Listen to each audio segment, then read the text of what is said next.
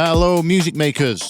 All of you that were inspired by my UK Garage series, working on that stuff at the moment, are going to find this one helpful. ADK Non 9631 asked, how do you handle swing patterns and delay? Because the repetitions are not landing with the swing and the result is always a messy groove. Yes, very good question. This comes up a lot.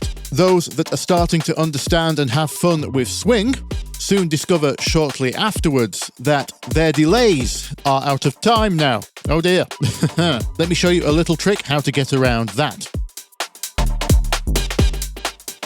For those that don't understand the concept, in a couple of those garage videos I explained how swing works. Adding swing will offset every other note backwards in time by the percentage marked. And the problem is, if you want to use an echo or delay effect, interestingly, most delay plugins are not swingable. And when you try to use delay timings where those echo repeats fall in those in-between gaps, like sixteenths,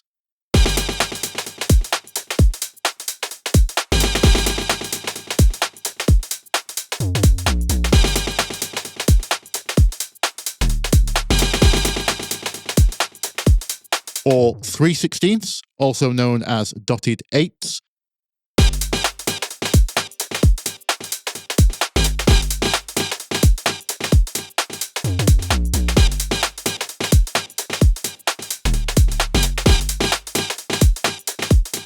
those echo repeats are going to fall out of time with everything else in your track. Not ideal. This is dance music after all. Unless you're called Burial, most of us don't want a messy groove. In fact, it's not too dissimilar to that sound when a DJ gets the mix wrong and it starts to clash rhythmically. And in the same way as that, this can also risk you losing the dance floor. So, what do we do about it? Well, my instinct is always, let's just make our own. We're going to start with a normal eighth delay. Eighth delays don't land out of time with swung tracks because none of those repeats are the in-betweens. As I showed in the garage drum video, trying to swing eighths doesn't do anything. Same idea with quarter note delay. That's fine.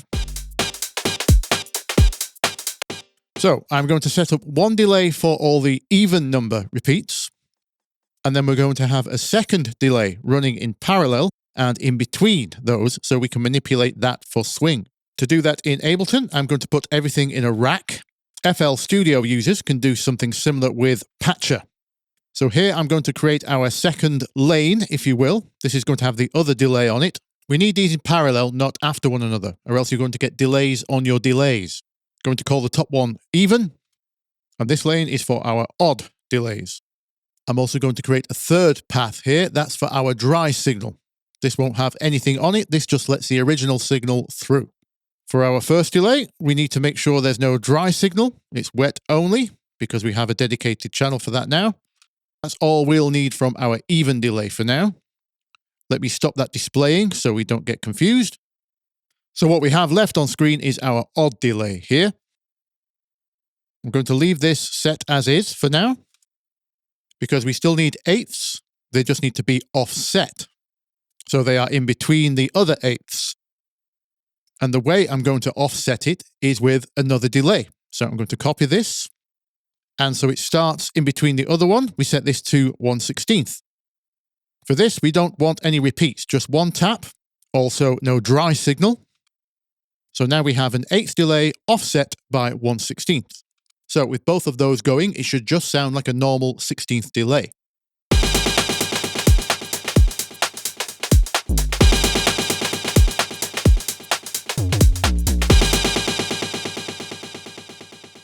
Good, good. Now it's time to swing. Guess how? Another delay. So let's make a copy. Remember, swing is just every other note moved back in time. So no repeats, only wet signal, but this time we measure it in milliseconds.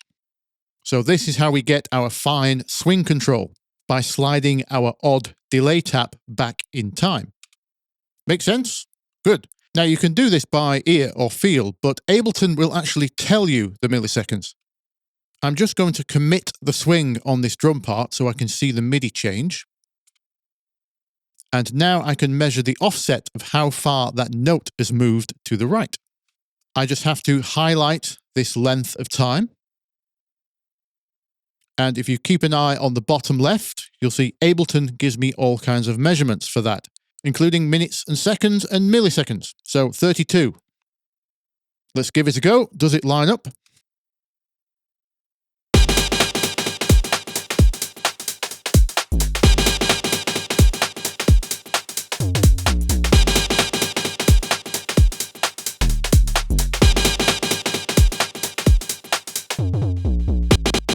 There we go, swung delay.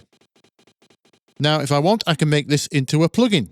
Map that milliseconds amount to a macro knob labeled swing amount. Bear in mind, it won't work like the DAW swing amount does because tempo changes relative to milliseconds, but still better than any other delay that doesn't swing, right? Now, I've used 6-sample delay in this example only because the interface is nice and easy to read. What I will do now is make a version of this using Ableton's own plugins so I can distribute the rack. Link in the description. Okie dokie. I hope you learned something. If you did, you know what to do. Also, don't forget to check the description for stuff. And until next week, I'll see you in the comments. Bye-bye. But that make bad boy sound and this a bad boy sound. Bad boy sound and this a bad boy sound. Jump and sound and me say sound like clown. Bad boy sound and me say him run the town.